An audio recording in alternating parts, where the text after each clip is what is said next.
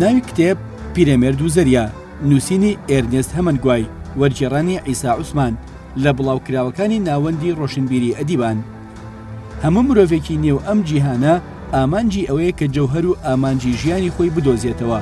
لە ڕۆمانی پیرەمێرد و زەریادا چیرۆکی پیرەمێردێک دەخوێنینەوە کە 87 ڕۆژ هیچ ماسیەیەشی ڕاو نەکردووە.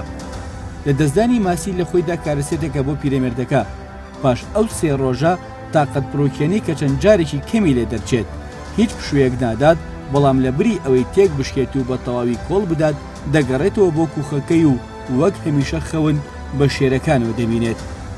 چیرۆکەکە تەنها پیرەمێردێک نیشان نادات کە بێهودە خەریکی ڕاوکردنی ماسیەکە، بەڵکو پرۆسەیەکی ژیان نیشان دەدات کە پیرەمێردەکە لە ململانێدایە لەگەڵ خۆیدا تا لە ڕێی بار و پێشهاتە خوازرا و نەخوازراوەکانی بوونی خۆیەوە بگات بە جەوهەری خۆی.